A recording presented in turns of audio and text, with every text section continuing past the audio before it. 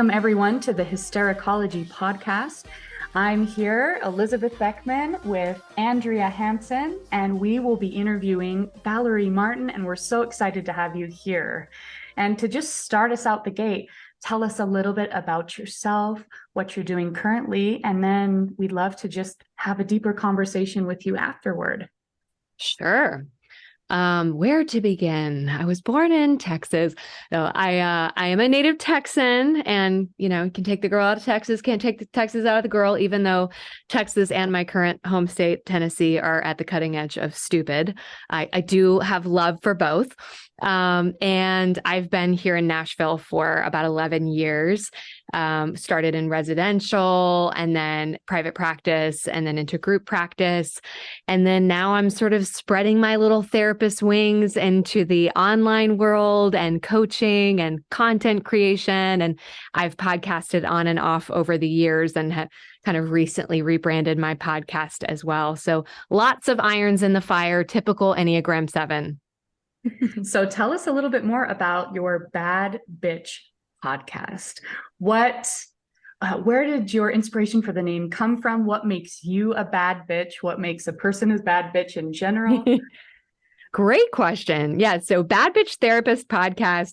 And I've always loved creating stuff. I've been making websites since we had dial-up internet, and our internet service provider is like, what is happening at your house? Why is all this bandwidth being used?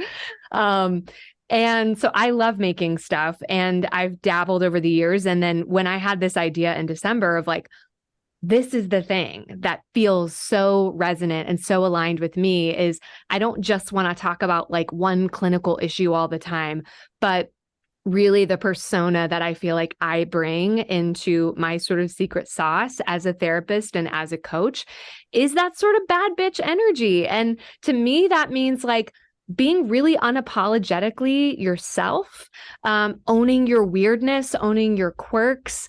And because, I think like a lot of us, I grew up always kind of feeling like, oh, I don't quite fit in and I'm not one of the popular girls. Maybe I should try harder to be one.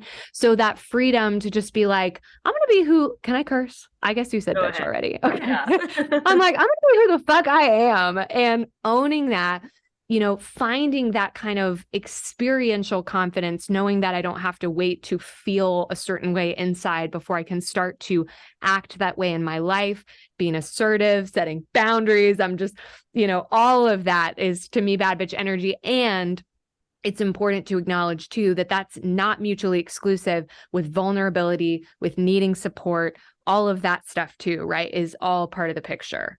I love that. Love that. And I love that caught my eye right off the bat, the bad bitch therapist. That's just not something that you really see. There's so much with therapists. There's a lot of times, the word that comes to mind that I want to use is posing, right? And posturing as these very above it all professionals, or even like, oh, well, we don't really have personalities.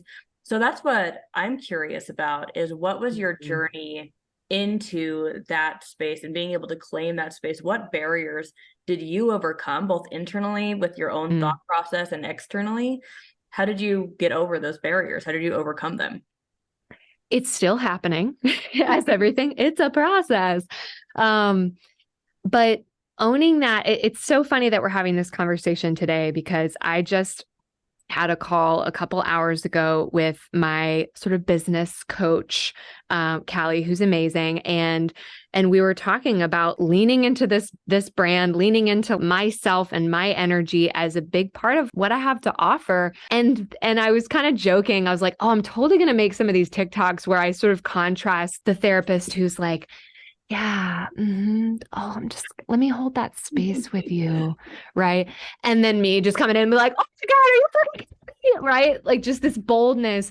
And again, they're not mutually exclusive, but then the hilarious part is immediately after that call, right before this, I was doing a virtual EMDR session with a client, and she like dropped in. It was her first time doing it.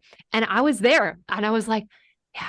And it's like, it was real. It was totally real, but that's the space that we were in. And that's why I say it's not mutually exclusive. There can be the tenderness, the gentleness, the softness, But that doesn't mean that I'm just going to be sitting here the whole time like, okay, yeah, tell me how you feel. There's a time where we need to get in the fucking dirt together, right? And I'm in it with you because I'm not just going to sit over here and like ask you questions the whole time. That's not how I work, at least. Well, and I know for me, I can feel it when someone's either phoning it in, they're disconnected, they're kind of putting on the posture. And I know for me, it's also less satisfying when I'm doing therapy or when I'm with anyone and I find myself falling into those even physical poses of the hand on the chin or what am I doing here? This feels like I'm trying to bring the therapist vibe in when I just need to be a human being. But for you, when was that moment when you kind of had that realization of like, I don't want to keep doing kind of the in the box work. I need to be me. I need to be the bad bitch. I need to be authentic and be loud and not have to put on the posturing. Did something trigger that change for you? Great question. If so, I'd better figure that out because I'm like, I don't know. But really, I think I've felt that way for a long time. And there is a lot of unlearning that has to happen. Like back to your point, Andrea, that it's like, what did we have to overcome to fully own our sort of unique magic and our way of being as a therapist, because we're taught all of this stuff, which I think it maybe hopefully is getting better. But like in grad school and training, the sort of blank slate idea, I even struggle honestly with like, my job is not to give advice. My job is not to like to sell my opinion. I'm like, sometimes I will, right? Like I'm going to try to be really appropriate and boundaried with it. And I'm going to say, take it or leave it, right? Like, what do you think about this? Right. So I think there's ways of doing that can still be very much ethical practice. And frankly, I think has been a big part of what's made me successful. And I think realizing that, like having built a private pay practice and, don't get me started on the whole insurance rant. Like I wish we could be more accessible, and we've got ways of doing that with our interns and Open Path and, various community engagement stuff. But I think that's why people continue to pay me what they do to work with me, is because I'm not just kind of the blank slate. And so as far as like, when did that change happen? I mean, I think I've definitely owned it more over the years when I've realized, oh, this is the feedback that I'm getting from my clients, and this is why they're referring, their friends to me or whatever. So I just, really try to lean into that while also being aware of, that doesn't mean, again, that I don't know if y'all watch Shrinking, but the show, oh my God, immediately get on it. Because Jason Segel plays a therapist working for Harrison Ford. It's phenomenal. It's in season 1 right now on Apple TV. But essentially, he takes his out of the boxness a little too far into, unethical territory. So I'm not suggesting that. I think there's a way that we can very much lean into that level of being human and real that is still ethical. I know for me, as you were speaking, even I was thinking, I wonder if that's part of what keeps people referring to therapy and psychology as this soft science, because we are so, in many cases, heavily educated or seeking to continue to educate ourselves. But like you're saying, there is this, I don't even know where the genesis of it was, this desire or this expectation that we're not allowed to be assertive about, like you said, at certain times really going, you know what? Do what you're going to do, but I'm going to let you know. Yeah. This thing is unhealthy. This would probably be a healthy path for you.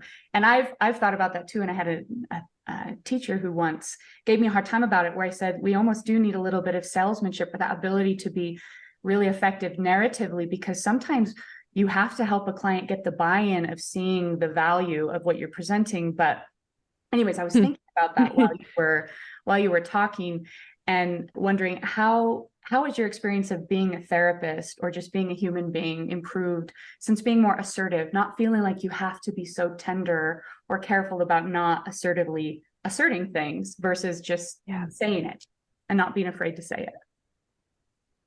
I mean, I think just my own presence, my confidence as not just a clinician, but as a human being, it's more felt, it's more real. And God, there was something, this might be a tangent, but I feel like it's important to mention and I don't want to forget it. Kind of going back to the being assertive and being able to say like, hey, here's this mirror. I'm a little concerned here, right? I think there's absolutely a place for that. But I will say that Glennon Doyle and Abby Wambach, y'all may be familiar with their podcast, We Can Do Hard Things. They're this incredible couple. Glennon has been a longtime public persona author, chronicled her marriage in her first marriage in her first book or two, and then is now with Abby on a whole different path. And I will never forget reading in her book, Untamed, about how when she and her husband were struggling, and then, I mean, they'd struggled for a long time. And then she had met Abby at this event, had never thought she was interested in women, had never been with a woman, but it was just like this magnetic, like, holy shit, what is this thing happening? And kind of in a panic, did a session with her couples therapist solo, and was like, I don't know what's going on. Like, I feel really pulled to this woman. Like, I don't know what to do. And the therapist was like, stop. Like, you need to stop communicating with her. You need to put the kibosh on this, right? Meanwhile, like, if there's such a thing as a soulmate, this woman might be it for her. And they've been married now for years and are very real that it's not perfect. But I just thought, holy shit, like, I never want to be that therapist either, right? Who's like, listen, here's what I think you need to do. So again, I think there's a way that we can be direct, we can be challenging, we can, call bullshit compassionately without claiming to be the expert in our clients' lives. But it's such this nuanced thing that I feel like many therapists, maybe that nuance is intimidating. And I'm sure that I've come into it more just with practice. So no, that was a very long-winded answer, but it felt important to kind of give that example of also don't do this. Yeah, definitely. I just am curious because I think as therapists, we all get slightly different wording, slightly different training around what do you mean when you say that you felt like you were supposed to be, or you were trained to be somewhat of a blank slate for clients? Yeah, I mean, I think that it's that encouragement to take my beliefs, my opinions, my values, my personality, even largely kind of out of the room. Like, that version of me belongs out there. And in fact, I got to be careful if my shirt has any words on it. Like, what does it say? What am I conveying? Can they see the bumper stickers that are on my car? What are they going to think? And I'm just like, listen, if you're turned off by my little wooden plaque in the waiting room that says, here, science is real and anti-racist, whatever, all that kind of, if that doesn't resonate with you, we're so not the place for you. And it would be a disservice to both of us for us to try to work with you so that I can refer you to a million other places that would be a better fit. I don't know if that answers your question, but it's, yeah, the kind of that encouragement to just dial down all of the quote unquote personal aspects of ourselves and bring in the evidence-based interventions and build the rapport somehow while just being this therapy robot. Right. But somehow keeping in touch with our sense of empathy and humanness, but chopping everything else off. What do you feel like from your own experience, as well as working with other therapists through this growth process? What do you feel like that does to the human of the therapist to be placed in that position where we're somehow supposed to be for 40 plus hours a week, not a real human? Not a full human.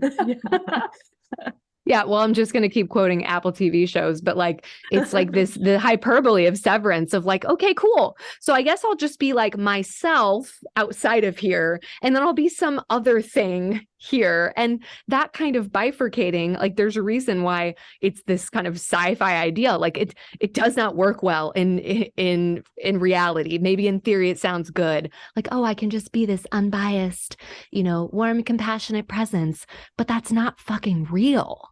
And people feel that.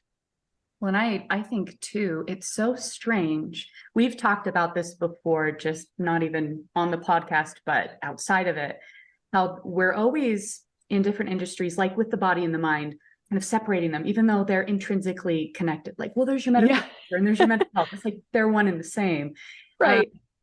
I do find it so strange that there's this weird idea that somehow we are more helpful to our clients if we're less human, in a sense, or less of a whole being, when often what we're trying to help people accomplish is being a whole human being. Be And authentic, but I won't be authentic with you. but like, I'm going to dissociate from my true self because that's not what's good. And it's interesting too, because this goes against like common factors and what we know is effective. Yes. Building therapeutic rapport. But I'm wondering for you, in the work that you do, in your podcast or your one-on-one therapy, what do you feel are some of the most effective ways you're able to help people start to kind of choose into being a full human being? Or how much does that, different question, I guess, how much does that what you do is really trying to get people to come out of that shell and, like you said, embrace their uniqueness and embrace what they have to offer? Yeah, I hope most of the time, right? Because like we know that when someone is showing up and they've got symptoms of major depressive disorder, generalized anxiety disorder, or whatever thing, right? The way that that actually manifests in someone's life and the things that might actually be driving that are exactly what you're saying of not being this whole integrated human. And so yeah, we're maybe going to talk about some of your symptoms and we're going to maybe talk about some behavioral strategies that might be like dials that we can tweak to see if we can get anywhere with this. But it has to come back to that. So I'm a big ACT person and I love sort of the emphasis on what matters to you. And the distance between like, if that's your true north and you're way over here, no the fuck wonder you're depressed, right? You're not being the person that you are sort of designed to be. So what are some of the things you do in your podcast and in your personal practice that revolve around helping people to either become more of themselves or become a more fully realized professional? It seems like you said, you have a lot of irons in the fire, but maybe for anyone listening who is interested to know, what are some of the things you're doing that revolve around that? Like with clients or for myself personally, or just any of it? Ooh, yes. Well, I mean, for myself, it's, like I kind of said before, I think the fact that I'm obsessively always kind of engaged in some sort of personal growth and reflection work, like that's there. And it doesn't mean that I've figured it out once and for all and I'm done and I'm like the most whole integrated person ever. But it's just the fact that I'm like willing to stay in the game with it. And that to me makes me think about how sometimes clients will be like, oh, does this ever get better? And I'm like, the good news is no, it doesn't. I mean, and it does, right? Like hopefully the symptoms improve. But in terms of like, does this ever end? No, it actually doesn't. That's the good news, is that this commitment to being wholly yourself, and when we are thrown into a culture, maybe a family where swimming with the current looks like one thing and maybe that's not really you, it is a commitment to a way of living. It is an everyday thing. And so like, what does that look like? Like, I don't know, it might be, well, so if you were doing what felt right and aligned, like helping people figure out like, what is that resonance in you?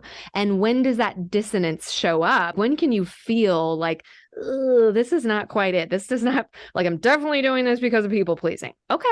So good to notice, right? That's not going to just vanish forever and you're never going to do it again. But what would be the more resonant thing? And is there a hint of that we could start to step toward? Yeah, I know that I'm sorry, I keep talking and You should be. You're sitting there, you're like, shut up about it, okay? Shut up already. Go ahead. But what you're saying made me think about a couple of clients, one I've worked with recently, one in the past. And I remember it was a fundamentally transformative thing, some of what you're talking about, where they felt trapped.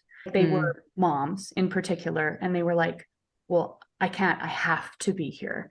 And I remember it was uncomfortable for them offering this frame of, but no, you don't. Now, the idea of stepping away or leaving probably just seems unfathomable.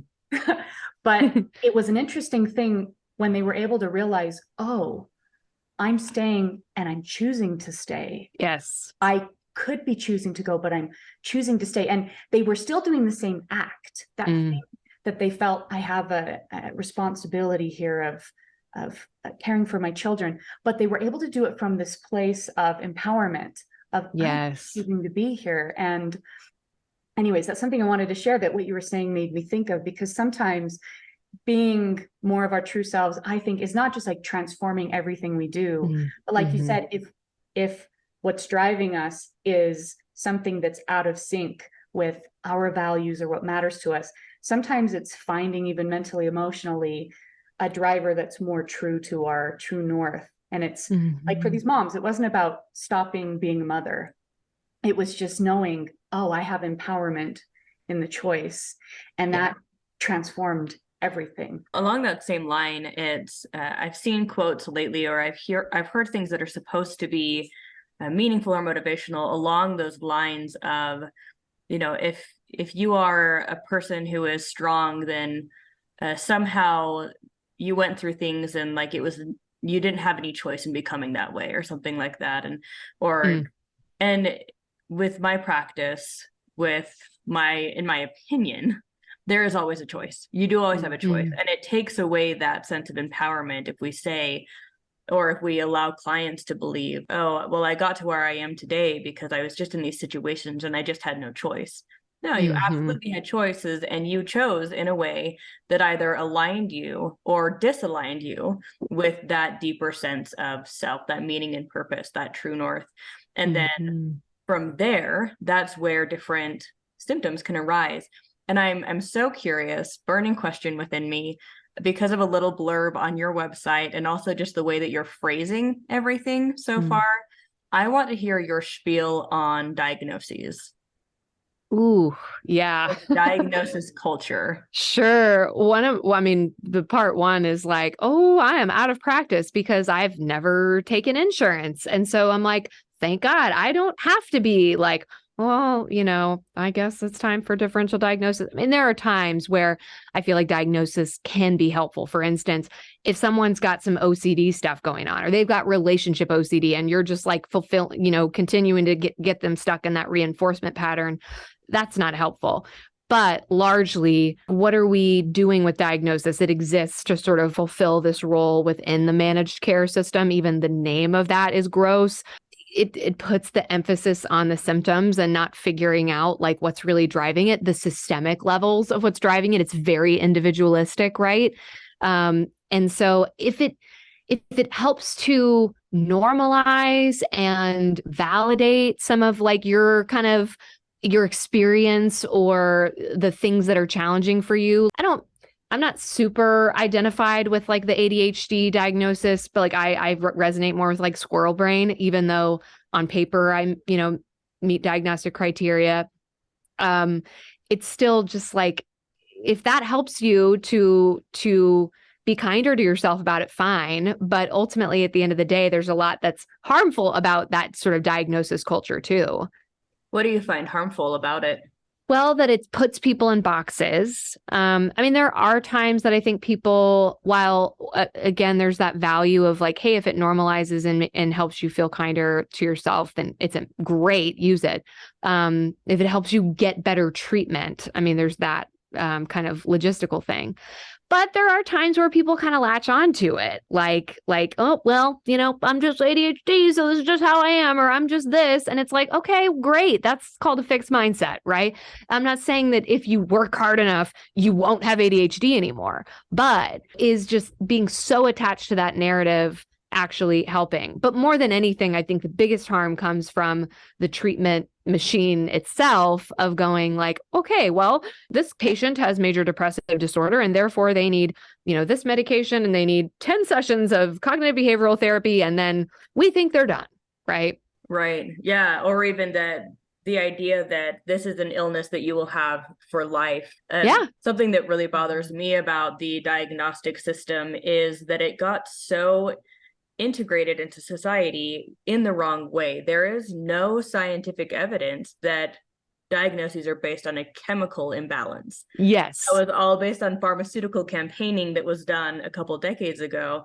And research has shown over and over and over again that that's just not the case. And yet that's where the medication stands. And then that's the idea of, well, I was just born with my different chemicals and I'm going to have different chemicals my entire life.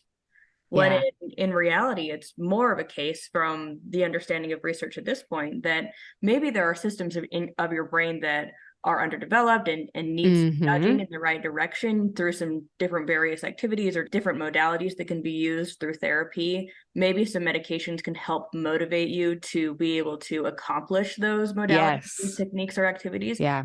But that for the most part, like the rest of the body, brains can become whole. They can heal. It's not this chronic disability that you're born with and you will have for life. And that really gets to me within the mental health field structure. Right. And it's so tricky because it's like, on one hand, if somebody is going like, okay, like I have treatment resistant depression, and so I just know that that means that I need A, B, and C, and I can accept that about myself. I love that they're, being accepting of themselves and acknowledging that, hey, I work a little different in this way, or I have some different needs. Cool. But again, it's that latching on to that. And it's not even like, it's not the client's fault or the patient's fault, because like you're saying, it's been fed to all of us. And even the therapist or the doctor. Yes. Right. This is what we were all taught, all of us. It's not nobody's individual fault. Yeah, exactly. And it's so messy too, because you've probably seen, I mean, I don't know y'all's exact sort of stance on the medication thing, but like you said, there's times where it's like, hey, this might be the thing that you need to even make you feel like you have access to any of the skills that we've been working to develop, right? Like sometimes that's just where people are at. Why does it work? I don't think anyone really knows, right? Like it just tweaks some little part in the brain a little bit differently. But it's just one of those things where there's so many issues with that kind of, big pharma, and the fact that it's a state of trial and error, and that a lot of the times it just, people get disappointed and frustrated over and over again, or they finally find something that works and then 6 months later it doesn't, and we don't know why. So it's really frustrating. But I will say, I have seen it enough times, I could fit on my hands and toes. I have seen enough times where, whether it's placebo effect or something else, a medication has made a massive difference in someone's life. And so I will just always say it's worth exploring, right? Like whether this means for now or this does mean for longer, whether that's placebo or it's something else. We may not ever know, but I do know that if you're not willing to do the other stuff with the medication, you're certainly largely getting placebo. And I think what's so challenging about the medication conversation, because I'm more in the boat of, similar to what you're saying, where let's try less invasive things first. Let's try behaviorally, mindset, systemically, or relationally, seeing if making those adjustments makes a difference. Or even often I'll call like the 3 pillars of health. There's kind of 4, but sleep, how you're eating, making sure you're actually drinking enough water, getting exercise. Yes. Because often those are just that base level medicine that if we don't talk about them, we could be really setting someone up for a major disservice, because they're cognitively trying to work it out, but maybe they're not eating enough, or they're not drinking water, they're not getting sleep. But the medication, and we've talked about this, the challenge with that industry too is just the lack of informed consent. From my perspective, I have clients who do seem very much impacted positively by medication, and yet no one really sat down with them and talked about the impacts long term, especially. And like we said, it might be working, but we don't know why. And not to kind of shift us off that topic, but in a similar way, shifting back onto diagnosing, I feel like there's also not enough informed consent about the potential repercussions of diagnoses. Yes. All of us are in the same boat. We don't accept insurance. And that, like you said, we could have a whole conversation around. For anyone listening who doesn't know, a diagnosis could maybe mean nothing to you if your insurance company has that. Some diagnoses can impact someone's ability to adopt children. Impact people's ability to go into the military, hold certain positions, maybe even if they're into it, owning a firearm. I don't think enough times as therapists we talk about that. But I'm wondering for you, how do you feel your practice has been impacted by not having to jump through the hoops involved with working with insurance or through insurance?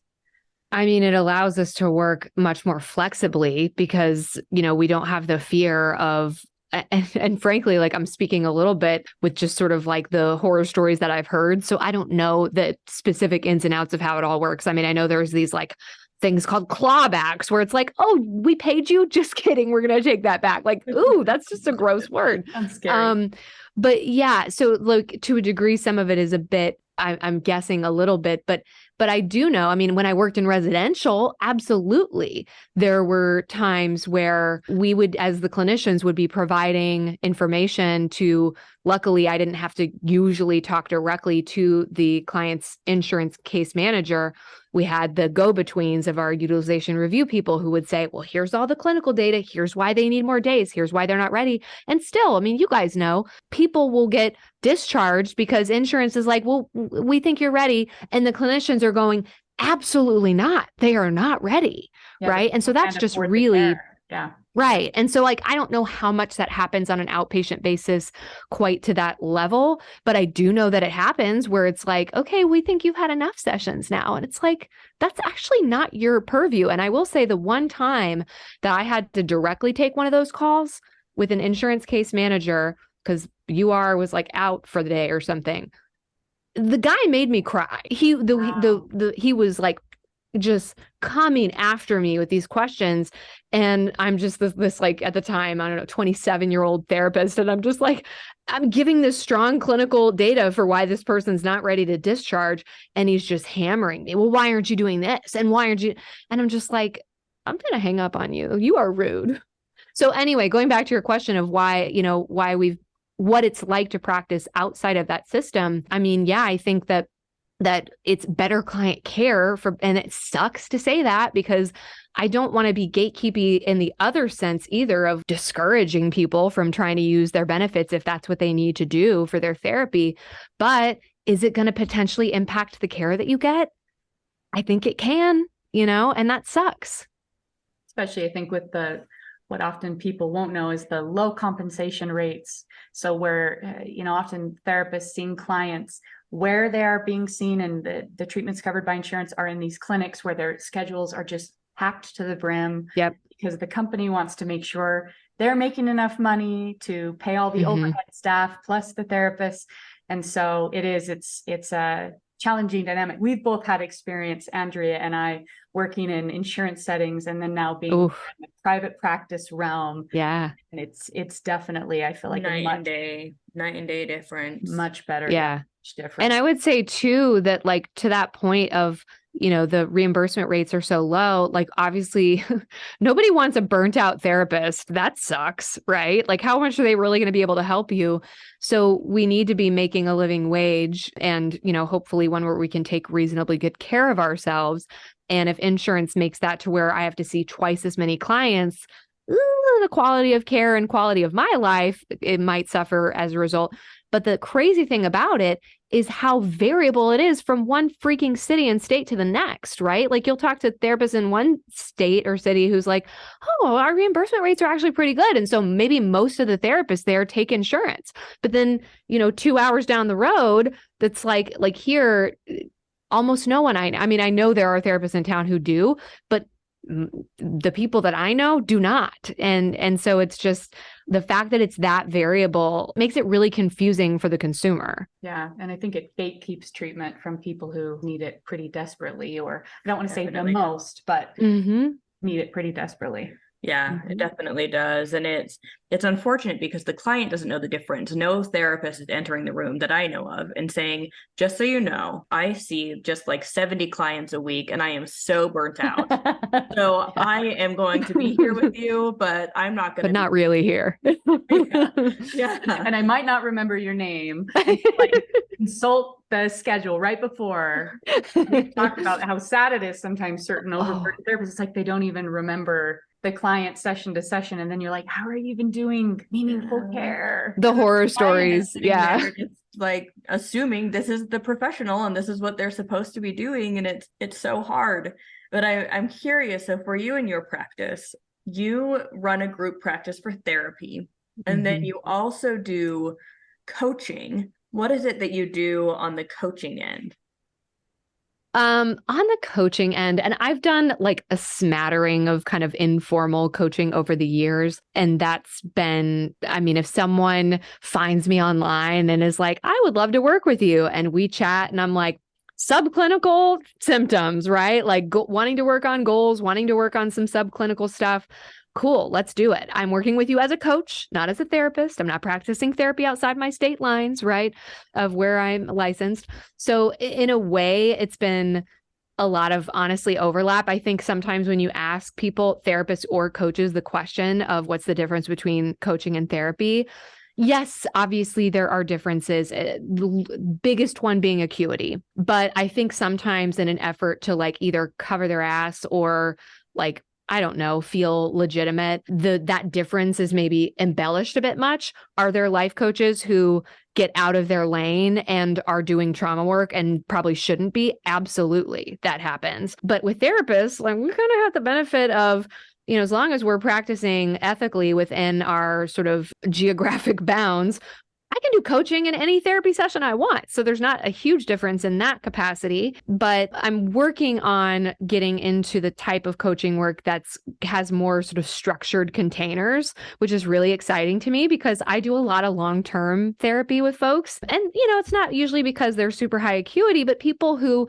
they know they don't necessarily need to come to see me every 2 weeks, but they like to. It's part of their self-care. It's part of their processing of the world. And, there's folks who maybe are in a place where they're having a little bit more acuity and distress going on. But I like the idea of having sort of a defined container of, for 2 months, we're doing this, for 3 months, we're doing this. And that's really exciting to me. So I've honestly just really started in that. I don't have a lot of experience under my belt for how that will actually feel different.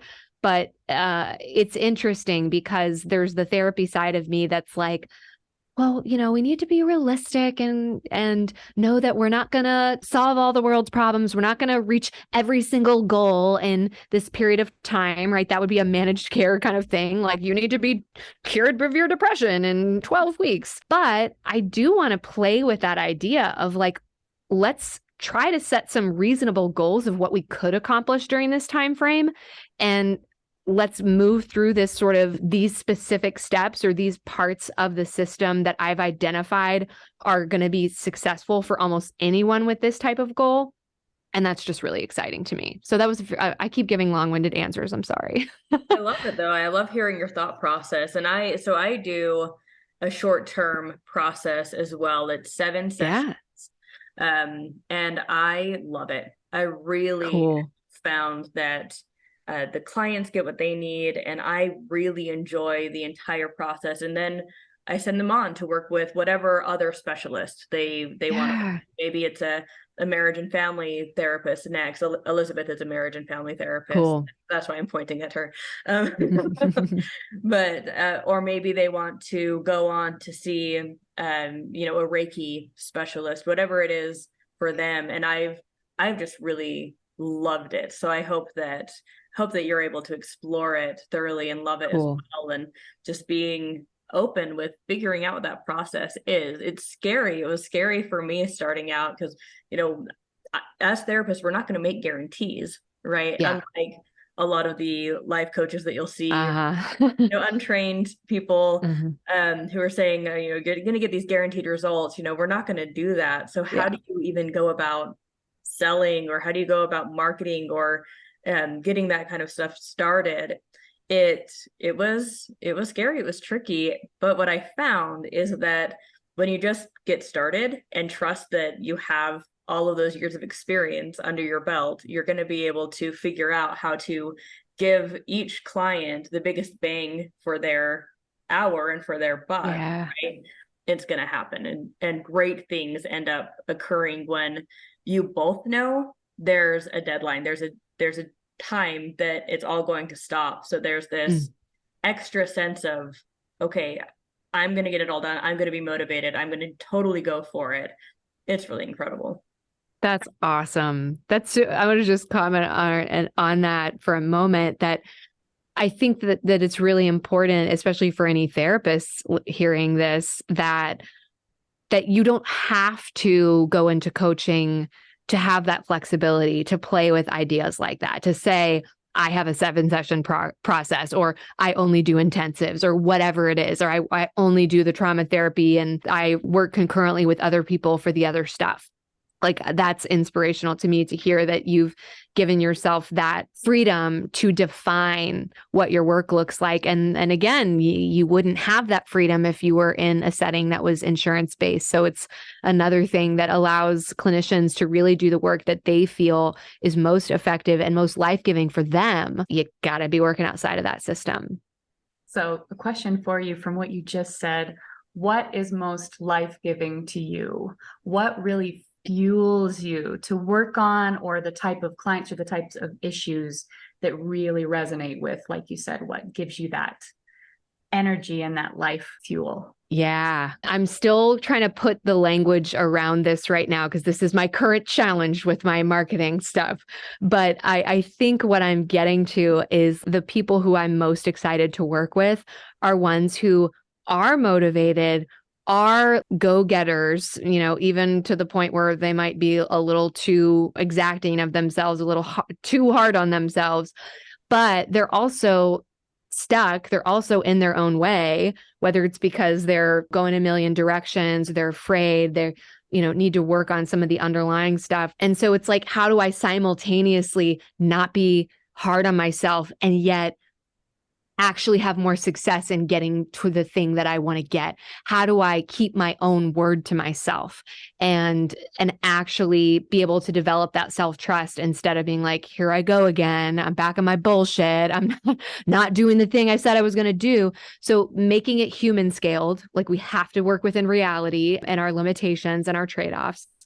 But I get really excited about helping people. I mean, it sounds so cliche and so broad, but like helping people live into their potential, right? Like closing that gap, because that gap has been so painful for me to feel.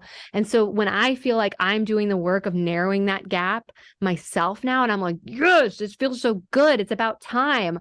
I'm like, I don't want you to wait another 5 years to do that. I want you to do it now. And I want to help you. And whatever that looks like, people are like, oh, well, I've already done, like, I've read every time management book and I've read every productivity book and I should just know how to do it. Well, guess what? Maybe you're trying to square peg round hole yourself and you're also don't have the support and the accountability you need. So let's customize it. Let's follow the data and let's get you that support and accountability. I'm wondering too, you talk about kind of an interest in helping people with mindset and overcoming self-sabotage. I'm wondering for you, do you have personal experience with self-sabotage that you're willing to share about that for you kind of drives that desire to help other people recognize, even some of what you just talked about, where things fall into that self-sabotage and people get in their own way? Do you have personal experience with that? And how do you work with your clients on that? I will say yes, but I'm not going to say yes and. I'm going to say yes, but. Good. No improv here. But actually, I get a little cantankerous about it. And I'm like, fuck self-sabotage. Like that to me is a convenient kind of narrative to just be like, oh, here I am self-sabotaging again. Okay, let's actually break it down. Right? Like, let's look at what's actually happening, because I really think that sometimes that becomes yet another narrative of like, this is just what I do. I self-sabotage. Whereas really, like, were you prepared for the exam? Maybe was there a gap? Like, were there actual things happening that we should look at that might be things that we need to work on? And that's way more empowering than just like, oh, well, I don't believe that I'm worthy of this. And so I sabotage myself. Like, I get there are times where we do need to kind of look at what is the kind of underlying core belief stuff. Like that does happen. But I think that a lot of times that it becomes a convenient narrative that is way less empowering than actually breaking down the variables of what is getting in the way and what can we do about it. Might be great to know we have a diagnosis, but it's what we do with that or how we relate to that information that sounds like for you, you're wanting to help people not make excuses for things that they might have the power to change, the power to make better in their lives. Because sometimes if we just, like you said, well, I have ADHD, so this is my reality, there's nothing I can do, or I self-sabotage. It is that convenient excuse to maybe justify why we didn't try harder or not explore it deeper. When it comes to working with clients and getting them past self-sabotage, what do you feel like is one of the most effective ways to do that? Heart's work. And not that it's the one and only. Like, I think there's a lot of different ways that we can sort of allow dialectics to exist and explore, conscious versus subconscious. So there's all kinds of different languaging that you could put to it. But I say parts work because if you were to think of, a person having an affair and they're like, I don't know why I'm doing this. I love my partner. God, I'm a piece of shit. Why am I doing this? Is this because I have and I'm like, well, you're doing it because you want to have your cake and eat it too. You're doing it because a part of you wants this, but a part of you wants this. And that's very normal, right? And so we have to acknowledge that it's very normal for both of those competing desires to be present. And then it can be a process of, okay, so who was in the driver's seat when you picked up that phone, right? Well, it was my teenager part who wants what she wants.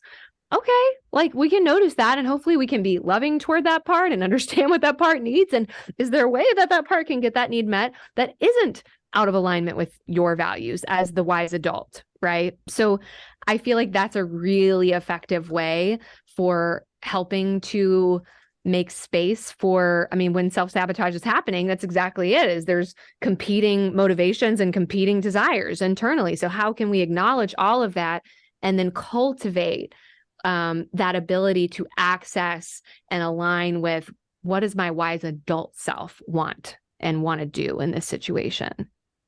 And it almost kind of sounds like for you, potentially, self-sabotage is more of a placeholder term.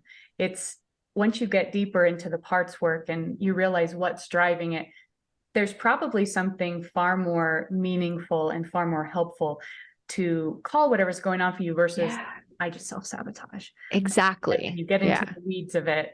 That's where maybe there's the chance to help people gain that insight. Well, I think overall what's coming to mind for me is just this overarching sense of empowerment over labels, where the label might just be, like Elizabeth was just saying, that placeholder or that thing that keeps you stuck in it of this is what's happening, or I'm a Sagittarius, or I have ADHD, or I have depression, or I self-sabotage, or whatever it is. I'm just a screw up, Or I'm a 7. Yeah, I'm a 7. I'm a red yellow. I'm a FJNP, whatever. I don't even know. But but any of those are just this is my fixed state of being. And I have to learn how to cope with that. I have to learn how to manage that. I have to learn how to tell everybody in my life how to treat me so that I can react to them in the way that they like, because I have this way that I am. And that's just how it is. Whereas what you're talking about with your approach, I think we're all on the same page, which I think is amazing, that more and more therapists are stepping into this space of, no, this isn't just a situation we're going to manage for you. We're going to dive deeper. We're going to see what are those other parts of yours deeper down? What are their needs and how are they trying to get those met? In general, what is really going on, so that with that deeper awareness, you can step into a space of empowerment.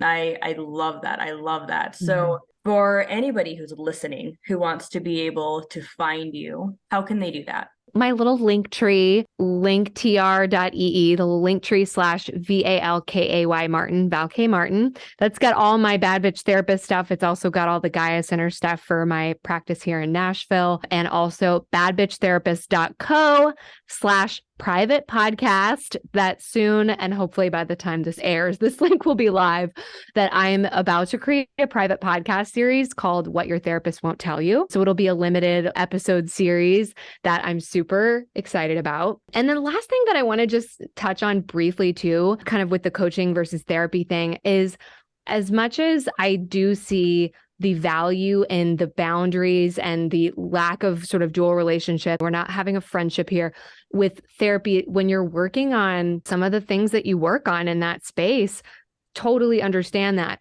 What I also love about coaching, though, when you're working with these subclinical issues and you're working a lot on goals and potential and empowerment, is the boundaries actually don't need to be quite as rigid. And so I love that there's this opportunity to, if it fits, we could have a friendship. And that's something that I see the ethical need for that in the therapy space. Sometimes it's really sad because I don't think it always needs to be quite as black and white as it is. And so that is something that I really like about the coaching world too. Oh, yes, absolutely. really no other professions that are as strange around that as therapists. Like sometimes a therapist, you're supposed to not advertise, really, not really ask for reviews, testimonials, testimonials or referrals, right? Because then you might have a weird conflict of interest between the different clients and the people that they know. There's so many different things, like, and you can't advertise or work with your friends and your family. If you go to any business marketer, anybody who's going to help you with your business, every single thing that they tell you to do, you can't do because you're a therapist. It's this really strange dynamic. And that is a really cool thing about coaching. Because I think once you're a seasoned therapist, once you've been around the block a few times, you know how to set those boundaries and how to manage them appropriately. Exactly. And that's like, I'll have a client, ask me a question sometimes now, and I'm like, sometimes obviously it would depend on the question, but I've not really been asked any inappropriate questions. I'm going to answer the freaking question, right? Like, I'm not just, I'm curious about why you're asking that. Oh my gosh. Right? like we're tired. So yes, I also like to just name that there's inherent weirdness of the relationship, right? Because like, I appreciate when I don't expect my clients to ask me how I am, but when they do, I'm like, oh, thanks for asking. But just acknowledging that this relationship is kind of inherently weird. Like I know a lot about you and you know only what you see about me on the internet. So it just is what it is. It is interesting. It's unbalanced. And it's so strange, like you're saying, in other professions, like you could go out to dinner with, you could be a friend with your lawyer, or a cousin cuts your body open and does a surgery. And yet I don't know if we should be insulted or if it's a compliment that we're so powerful as therapists. Too sacred. We cannot have those same relationships because obviously we understand the exploitative realm. Yes, don't sleep with your clients. But it is an interesting thing to be like, wow, we're either perceived to not be able to manage that well, although like we're very trained in that, or we're perceived to just have a lot of power and you've just have this clean separation. So it's an interesting topic, definitely. And we're so grateful to have had you on. Thank you for taking the time to speak to us, to share a little bit about yourself and what you're doing. And in the future, would you ever be open to coming on again and talking about some of these other topics, whether it be insurance or therapy, mindset? Would you be open? Yeah. Absolutely. This was the most fun that I've ever had on a podcast. And I know I talked a lot, but I just look forward to listening. I look forward to getting to know both of you more. And I look forward to hopefully coming back on. Yes. Awesome. Thank you so much, Valerie. Talk to you later. Thank you. You take care.